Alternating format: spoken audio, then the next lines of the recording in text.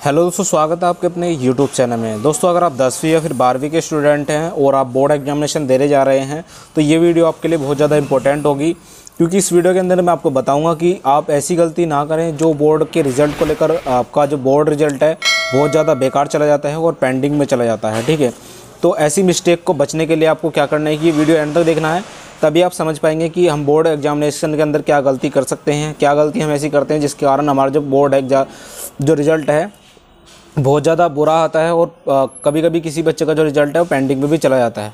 आपको क्या गलती नहीं करनी है। ऐसी गलतियों की अगर बात करता हूँ तो पहली गलती जो बच्चे करते हैं, पहली गलती की अगर मैं बात करता हूँ तो आप एक एक करके मैं इस वीडियो के अंदर गलतियाँ तो आपको गिनवाऊंगा ही, और साथ में बताऊंगा कि बहुत सारे स्टूडेंटों को कुछ स्ट्रेटजी बताने वाला हूँ जिस कारण वे आसानी से पास हो सकते हैं। दोस्तों, बहुत सारे बच्चे हैं क्या करते हैं कि कलर पेन का यूज़ करते हैं। बोर्ड एग्जामिनेशन जब भी हमारा कराया जाता है तो उसके अंदर कलर पेन का यूज़ नहीं होता है, सिर्फ ओनली बॉल पेन का यूज़ होता है। ब्लैक या फिर ब्लू बॉल पेन का आप यूज़ करें, अदर कोई भी कलर पेन का यूज़ आप ना करें। बहुत सारे बच्चे क्या होता है कि कलर पेन का यूज़ कर देते हैं, जिस कारण उनका जो रिज़ल्ट होता है, जब रिज़ल्ट जारी किया जाता है, कॉपी चेकिंग होती है तो उनका जो वहाँ पर पेंडिंग दिखाता है, जिस कारण उन्हें यहाँ पर बोर्ड में भी जाना पड़ता है, अपने स्कूल में भी जाना पड़ता है, बहुत सारे चक्कर उन्हें लगाने पड़ जाते हैं। तो आपको यहाँ पर अगर बात करता हूँ तो डायग्राम को लेकर भी बहुत सारी चीज़ें आती हैं कि डायग्राम के अंदर अगर फिलिंग की अगर मैं बात करता हूँ तो डायग्राम को कलर से भर देते हैं। डायग्राम को कलर से ना भरना चाहिए आपको, ठीक है ना। और हम बात करते हैं कि आपको क्या करना चाहिए जब आप डायग्राम भरेंगे ना, तो डायग्राम को आपको पेंसिल कलर से यूज़ से भरना है और किसी भी यूज़ से आपको नहीं भरना है। ओनली पेंसिल कलर जो आते हैं ना, सिर्फ उनसे यूज़ से भरिए और किसी भी कलर यूज़ का आप बिल्कुल ना यूज़ करें। ठीक है, बात करते हैं कि आपको ब्लू ओनली ब्लैक पेन, ठीक है ना, ब्लू ब्लैक है यानी कि ओल्ड पेन यूज़ कीजिए, न्यू पेन यूज़ बिल्कुल ना करें। ओल्ड पेन जितना यूज़ करेंगे उतना ही बेटर आपका रहने वाला है, चाहे उसमें थोड़ा सा ब्लू पेन में रह रहा हो तो आप उसे यूज़ आसानी से कर पाएंगे। अब बात करते हैं कि ओल्ड पेन का क्या महत्व है, ये कि आपको दो पेन लेने हैं, ब्लू या ब्लैक, उनमें से यूज़ करके आप आसानी से इस पेन को यूज़ आसानी से कर पाएंगे। जितना पुराना आपका पेन होने वाला है उतनी आप 2023 एग्जामिनेशन पास कर पाएंगे, ठीक है ना। अब बात करते हैं तो अगर बात करते हैं तो आपको 2023 में जब पेन यूज़ करेंगे ना आप बोर्ड एग्जामिनेशन के अंदर, तो आपको एक न्यू पेन लेना है।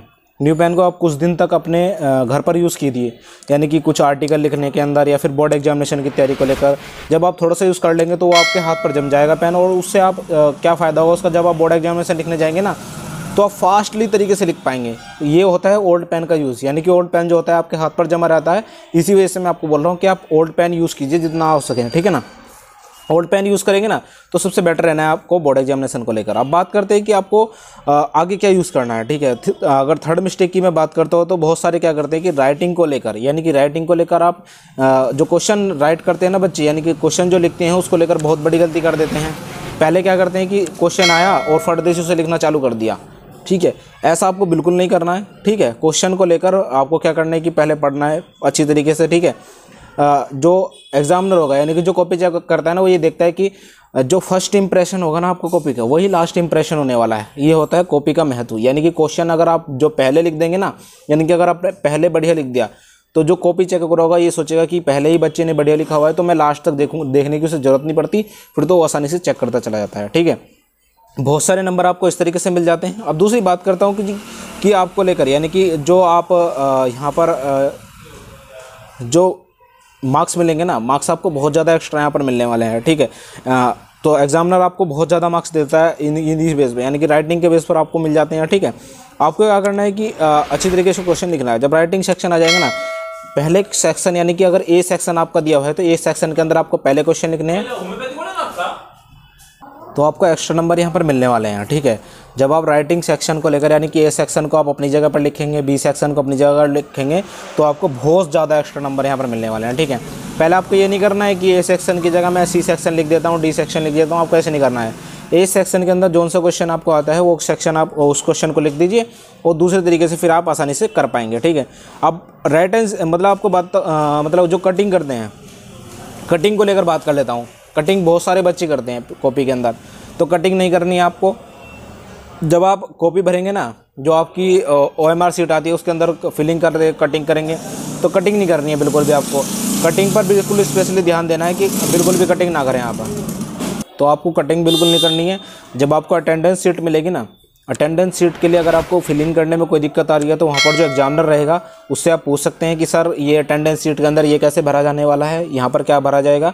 बिल्कुल कटिंग नहीं करनी है, ठीक है। अगर आप कटिंग करेंगे ना तो आपके नंबर कटिंग हो जाएंगे, या फिर रिजल्ट आपका पेंडिंग में चला जाएगा, या फिर रिजल्ट आपका शो नहीं हो पाएगा, ठीक है। बहुत सारी प्रॉब्लम का शो आपको करना पड़ सकता है, ठीक है। और दूसरी बात करता हूँ कि अटेंडेंस शीट होती है एक आपकी। अटेंडेंस शीट के अंदर जब सिग्नेचर करने के लिए बोलता है टीचर, तो आपको सिग्नेचर का बहुत ध्यान रखना है।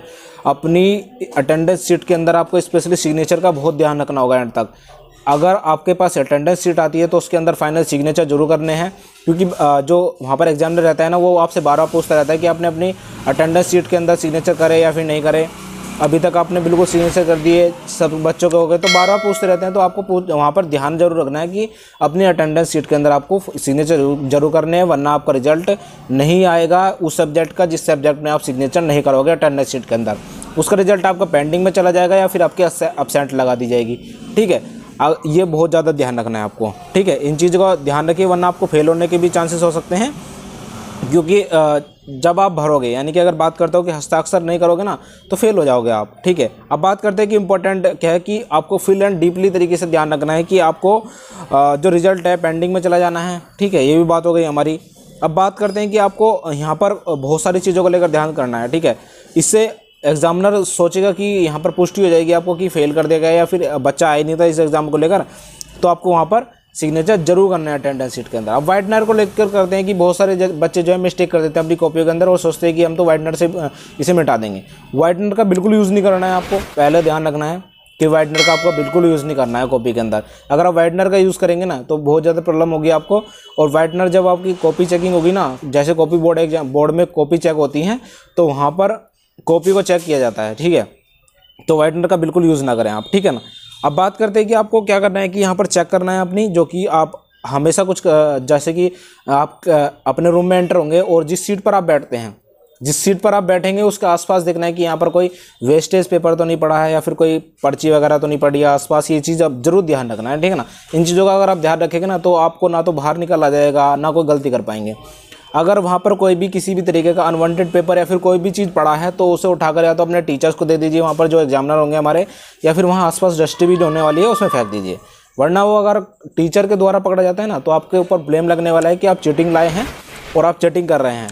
इससे आपको क्या हो सकता है कि आपको फेल भी किया जा सकता है और आपके ऊपर जो है रेड पेन चल जाएगा। रेड पेन चलने का मतलब होता है कि आपको रस्टिकेट कर दिया जाएगा स्कूल से और तभी पेपर से निकाल दिया जाएगा। इसके अंदर बोर्ड को जाती है सीधा सूचना, ठीक है ना। और अब बात करते हैं कि आपको इन चीज़ों का बिल्कुल ध्यान रखना है, ठीक है। दूसरी बात हम कर लेते हैं कि बोर्ड एग्जामिनेशन को लेकर, ठीक है।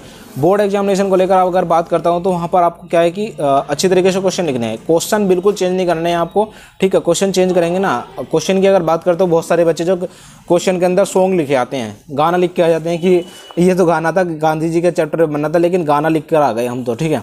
गाना नहीं लिखना है बिल्कुल भी आपको। अगर कोई क्वेश्चन दिया है उसके रिलेटेड लिख कर आ जाइए पढ़ाई, उसका आपको 1.5 नंबर आपको मिल जाएगा, यानी कि आधा नंबर आपको मिल जाएगा फाइनली, क्योंकि आपने क्वेश्चन रिलेटेड लिखा है। स्टेप मार्किंग का यूज़ करें। स्टेप मार्किंग का यूज़ सिर्फ आप मैथ के अंदर ना करें और सभी सब्जेक्ट के अंदर आप आसानी से कर सकते हैं, ठीक है।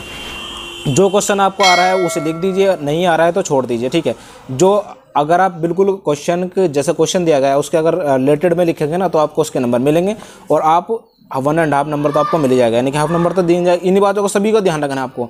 ये जो मैंने आपको मिस्टेक बताई है ना, ये नॉर्मली मिस्टेक है कि पहली बात आपको बॉल एंड ब्लू पेन लेकर जाना है, पुराने पेन का यूज़ कीजिए। दूसरी बात आपको कि ये चीज़ का ध्यान रखना है कि अपनी अटेंडेंस शीट और जो मार्कशीट भरोगे आपको उसका ध्यान रखना है। तीसरी बात आपको वाइटनर का यूज़ नहीं करना है।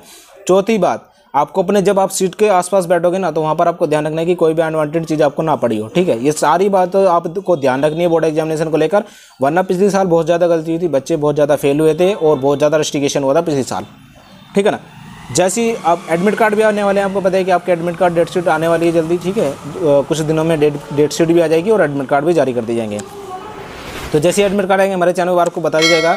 वीडियो कैसी लगी मुझे कमेंट करके जरूर बताएं, ठीक है ना। सभी बच्चों के पास वीडियो को शेयर कर दीजिएगा। मिलते हैं अगली वीडियो के अंदर किसी नए अपडेट लेटेस्ट नोटिफिकेशन के साथ। जय हिंद, जय भारत।